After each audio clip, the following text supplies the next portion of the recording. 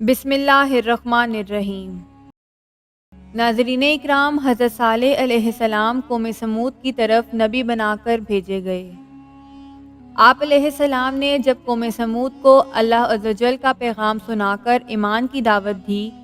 تو سرکش قوم نے آپ علیہ السلام سے یہ معجزہ طلب کیا کہ آپ اس پہاڑ کی چٹان سے ایک گابن اونٹنی نکالیے جو خوب فربا اور ہر قسم کے عیب سے پاک ہو۔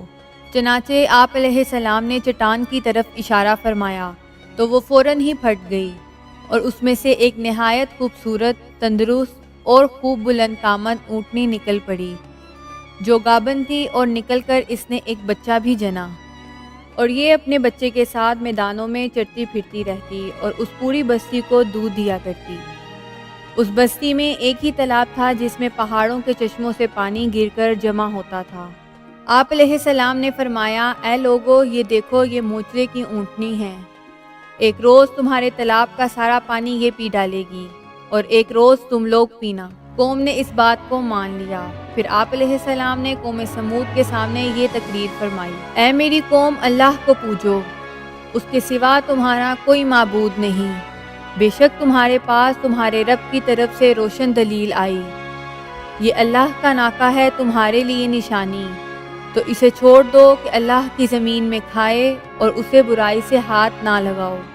کہ تمہیں دردناک عذاب آئے گا۔ چند دن تو قوم سمود نے اس تکلیف کو برداشت کیا کہ ایک دن ان کو پانی نہیں ملتا تھا، کیونکہ اس دن تالاب کا سارا پانی اونٹنی پی جاتی تھی۔ اس لیے لوگوں نے طے کر لیا تھا کہ اس اونٹنی کو قتل کر ڈالیں گے۔ اس قوم میں قدار بن سالف، جو سرخ رنگ کا، بھوری آنکھوں والا اور پستہ قد آدمی تھا،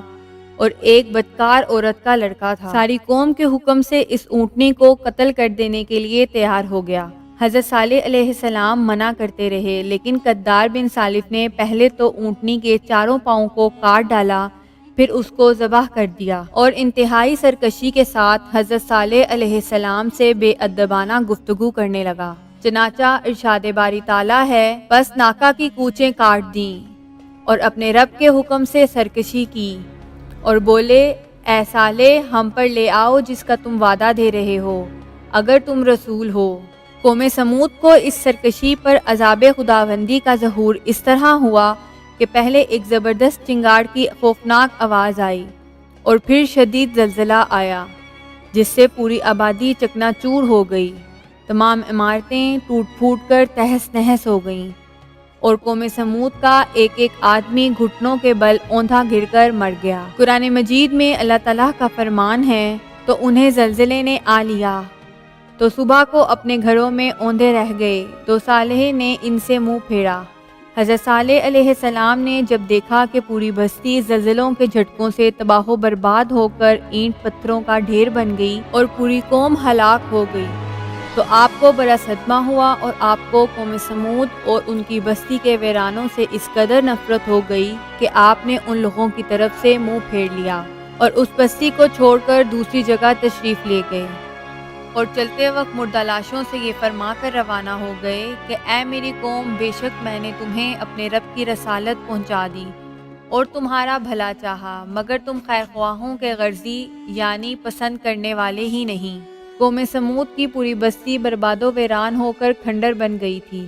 اور پوری قوم فنا کے گھاٹ اتر گئی کہ آج ان کی نسل کا کوئی انسان روئے زمین پر باقی نہیں رہ گیا۔ ناظرین، اللہ تعالیٰ اپنے محبوبوں کی ہر چیز کو اپنا محبوب بنا لیتا ہے، لہٰذا ہمیں اس واقعے سے یہ سبق ملتا ہے کہ جب ایک نبی کی ایک اونٹنی کو قتل کر دینے والی قوم عذاب الہی کی تباہ کاریوں سے اس طرح فنا ہو گئی کہ ان کی نسل کا کوئی انسان بھی روئے زمین پر باقی نہ رہ گیا، لہٰذا اللہ عز و جل کے محبوبوں کی آل و ازواج ہوں یا اصحاب و احباب ہوں یا اولیاء اکرام ہوں، ان میں سے کسی کی بھی توہین اور بے ادبی سے اللہ تعالیٰ کا قہر و غضب ضرور کسی نہ کسی عذاب کی صورت میں ظاہر ہوتا ہے۔ اسی لیے ہر وہ چیز جس کو اللہ تعالیٰ کے محبوبوں سے نسبت حاصل ہو جائے، اس کی تعظیم و تکریم لازم و ملزوم ہے، اور اس کی توہین و بے ادبی عذاب الہی کی ہری جھنڈی اور تباہ و بربادی کا سنگل ہے۔ اللہ تعالیٰ ہمیشہ ہمیں نیکی کی راہ پر گامزن رکھے اور ان تمام گناہوں سے اپنے حفظ و امان میں رکھے۔